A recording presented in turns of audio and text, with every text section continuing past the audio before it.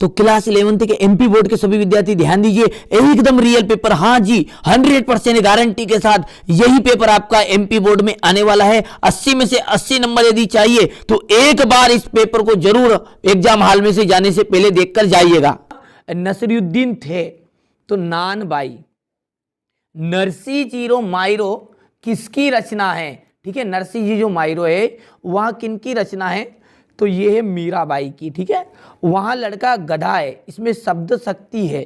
ठीक है, लक्षणा, उसका लक्षण बता रहे हैं। ठीक है, यहाँ पर चंपा के पिताजी का नाम क्या था, क्या है? तो इसमें था सुंदर। कबीर ने ईश्वर के कितने स्वरूपों को बताया? तो एक स्वरूप भगवान का। इन्होंने शब्द के पूर्व लगने वाले शब्दांश को उपसर्ग कहते हैं। क्या कहते हैं? उपसर्ग कहते हैं। भारत शब्द रिक्त स्थान से बना हुआ है, गुरुमुखी, गुरुमुखी भाषा से। चित्रपट संगीत की विशेषता है अब कौन सी? चपलता। दुनिया सोती थी मगर दुनिया की जो जीभ जागती थी। क्या जागती थी? जीभ। एक बार शिव शंभू के, ठीक है, 2 गायें थी। कितनी हो जाएगी? 2 गायें।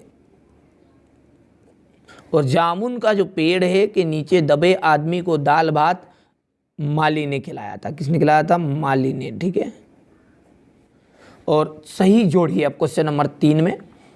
उस उपन्यास के जो सम्राट है, उपन्यास का सम्राट आप सब जानते हैं, मुंशी प्रेमचंद को उपन्यास का सम्राट की उपाधि दी गई है। तो यहाँ पर पहला हो गया शब्द शक्ति के प्रकार। ठीक है, यहाँ पर इसके प्रकार हो गए 3। ठीक है, देखिए एक बात यहाँ पर मैं क्लियर कर दूँ, आप निश्चिंत रहिए, हमारा जो मुख्य उद्देश्य यही है कि आप अच्छे अंक प्राप्त करें। मैं सारी चीज़ों की आपको हेल्प करूंगा, सारे नोट्स उपलब्ध कराऊंगा।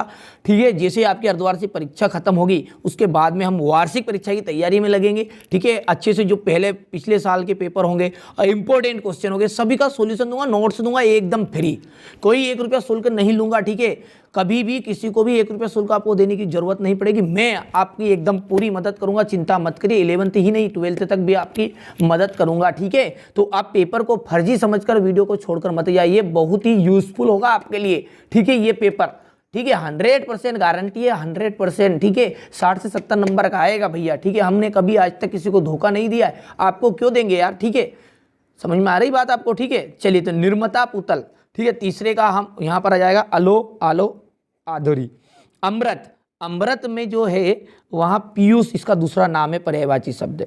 काव्यानंद को कहा जाता है, काव्यानंद ने जिसमें काव्य में आनंद उत्पन्न कर, तो वो थे रस। ठीक है, ये कहलाता है आपका रस हो गया। और आचार्य, ठीक है, सॉरी, हाँ, आचार्य रामचंद्र शुक्ल। ठीक है, आचार्य रामचंद्र शुक्ल ने क्या कहा है? अलंकार जो है वो काव्य की आत्मा होते हैं, ये इन्होंने कहा।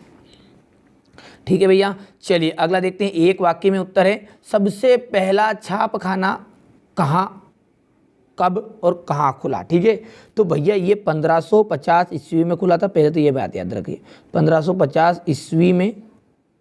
और कहाँ खुला था? गोवा में। ये ब्रैकेट में लिख दीजिएगा आप। ठीक है भैया, चलिए किस रस को रसराज के नाम से जाना जाता है? तो देखिए जो श्रृंगार रस होता है, श्रृंगार रस। ठीक है, उस वहाँ जो रस है वहाँ आपका किस तरह का रस कहलाता है? रसराज नाम से जाना जाता है, श्रृंगार रस। जामुन का पेड़ कहाँ गिरा था? सचिवालय में।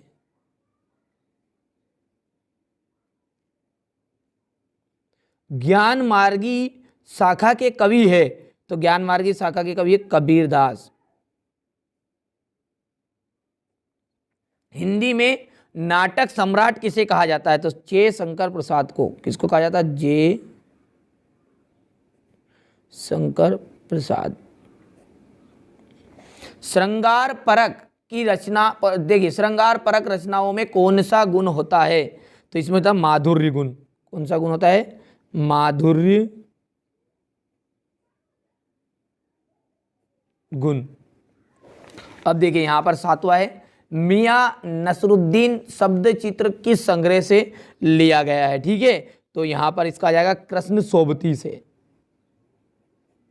कृष्ण सोबती के हम कृष्ण सोबती, पूरा नाम बहुत लंबा है, ठीक है, लिख देता हूँ आराम से, कृष्ण सोबती के हम, ठीक है। और हसमत नामक संग्रह, क्या लिखेंगे यहाँ पर, हसमत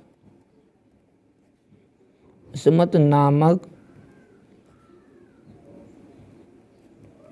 ठीक है। चलिए अगला है सत्य सत्य है। अग्नि का जो पर्यायवाची वह क्रसाणु है, ठीक है। तो अग्नि का जो पर्यायवाची क्रसाणु है, एकदम राइट बात होगी, सत्य बात है, ठीक है। चलिए तो यहां पर हम लिख देते इसे सत्य।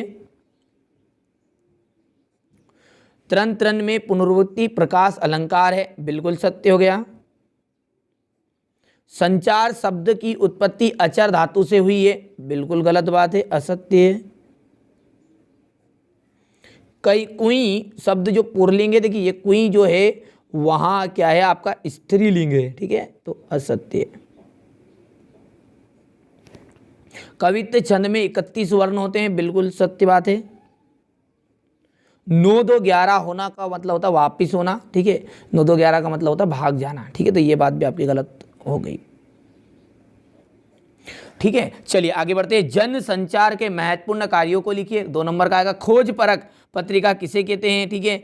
यहां पर देखिए क्वेश्चन नंबर 7 और 8 का स्क्रीनशॉट लीजिए। क्वेश्चन नंबर 9 में क्या है, देखिए कबीर ने ऐसा क्यों कहा है, जो संसार है, ठीक है, यहां पर संसार है, संसार जो है बोरा गया है। मीरा जगत को देखकर क्यों रोती है। छाया के कवियों के नाम और उनकी रचनाएं।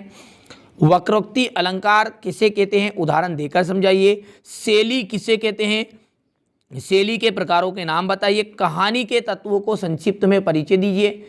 हिंदी में प्रकाशित होने वाले 3 समाचार पत्रों के नाम आपको बताने हैं, ठीक है। संचार के प्रमुख तत्व कौन कौन से लिखिए। राजभाषा किसे कहते हैं, उदाहरण देकर समझाना है। निम्नलिखित वाक्यांशों के लिए एक शब्द लिखना है, ठीक है। का मुंह छोटा क्यों रखा जाता है। एकांकी में और नाटक में अंतर। आत्मकथा किसे कहते हैं, उदाहरण देकर बताना है, ठीक है। कबीरदास अथवा दुष्यंत कुमार का साहित्यिक परिचय निम्नलिखित बिंदुओं के आधार पर देना। निपात शब्द किसे कहते हैं, उदाहरण देकर। प्रगतिवाद के कवियों के नाम और उनकी रचनाएं। बहुत ही सिंपल से प्रश्न आएंगे, ज़्यादा कठिन पेपर में नहीं आने वाले हैं, ठीक है। और जो बच्चे वास्तव में वार्षिक परीक्षा में अच्छे अंक प्राप्त करना चाहते हैं, उनके लिए मैं एकदम फ्री नोट्स दूंगा, कोई 1 रुपया शुल्क नहीं लूँगा, ठीक है। हमारा जो उद्देश्य है वहाँ इतना सा है कि आप जीवन में अच्छे नंबर प्राप्त करें, अच्छे अंक प्राप्त करें और अच्छी तरक्की करें, ठीक है। तो आगे का प्रश्न देखते हैं। क्वेश्चन नंबर यहाँ पर है, ठीक है। क्वेश्चन नंबर 21 का तो थोड़ा सा बिल्डर हो गया, देखिए यहाँ पर, ठीक है, हो गया सही। चलिए इसके बाद में है क्वेश्चन नंबर 22 और ये अंतिम जो है क्वेश्चन नंबर 23 आप